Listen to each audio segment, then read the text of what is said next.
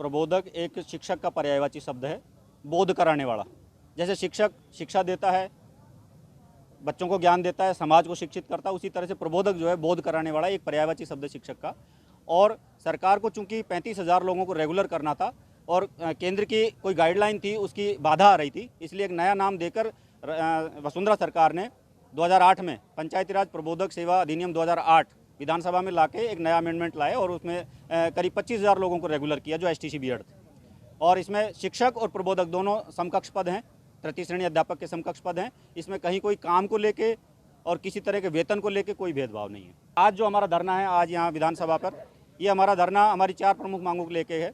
इसमें प्रथम जो हमारी मांग है वो है हमारी जो 2008 से पहले जो हमने सेवाएं दी हैं, लोक जुम्बिश के रूप में, पैरा टीचर के रूप में, मदरसा पैरा टीचर के रूप में, शिक्षाकर्मी के रूप में, वो सेवा हमारी प्रबोधक सेवा में जोड़ी जाए। कारण ये है कि हमारे किसी भी साथी की 25 साल 2008 से यदि काउंट करते हैं तो 25 वर्ष हमारी जो राज्य की सेवा पूरी नहीं हो रही है। इसके कारण हमारी जो पूरी पेंशन है वो नहीं बन पा रही है। हमारे 95% जो हमारे साथी हैं वो पूरी पेंशन नहीं पाएंगे। इसलिए हमारा सरकार से निवेदन है कि केंद्र के समान जो राज्य की सेवा है, पेंशन योग्य सेवा है, उसको 25 वर्ष से घटा के 20 वर्ष करे और हमारी जो पुरानी सेवाएं हैं 2008 से पूर्व की, उनको सरकार प्रबोधक सेवा में जोड़े। दूसरी हमारी प्रमुख मांग है जो सरकार ने अभी गहलोत साहब ने 14 जून 21 को 5,000 पद दिए थे वरिष्ठ प्रबोधक के, जो वरिष्ठ अध्यापक के समकक्ष हैं। सरकार ने, शिक्षा विभाग ने उनको अभी तक भी नहीं लागू किया है।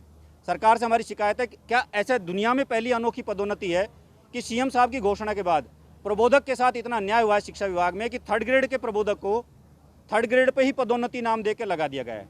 वरिष्ठ प्रबोधक नाम दे दिया लेकिन ग्रेड 3rd ही है और उनको उल्टा डिमोशन कर दिया उनका कि उनको वरिष्ठ अध्यापक बनाना था, मिडिल स्कूल का हेडमास्टर बनाना था या सेकेंडरी सेटअप में विषय अध्यापक बनाना था, उसके स्थान पे उसको बल्कि प्राइमरी में भी लगा दिया। बड़ी हास्यास्पद स्थिति है। मैं कहता हूँ शिक्षा विभाग कौन सी नींद में सो रहा है, उल्टा डिमोशन हो गया है। तो मैं निवेदन करना चाहूँगा सीएम साहब से कि सीएम साहब आपने जो घोषणा की है उसको ठीक से लागू करवा दो, या तो आपके ब्यूरोक्रेट सुन नहीं रहे हैं या शिक्षा मंत्री जी उस पर ध्यान नहीं दे रहे। तीसरी हमारी प्रमुख मांग है हमारी वेतन विसंगति की। तो जो वेतन विसंगति है उससे हमारे प्रत्येक साथी को प्रति माह 5 से 8 हज़ार रुपये का लॉस हो रहा है।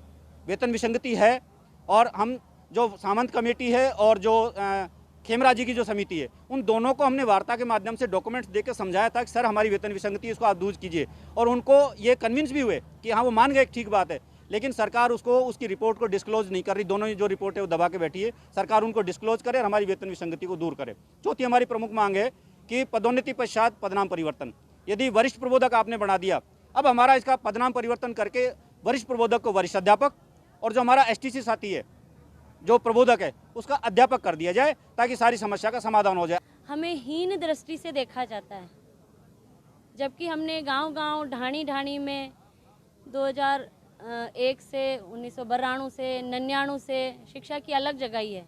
ऐसे दुर्गम क्षेत्रों में जाकर भी बच्चों को पढ़ाया है जहां पर लोग जाना भी उचित नहीं समझते हैं। वो परिस्थिति उनके अनुकूल नहीं थी, लेकिन हम फिर भी वहां जाकर बच्चों को पढ़ाया और उनको इस काबिल बनाया कि वो शिक्षा की मुख्य धारा से जुड़ सके।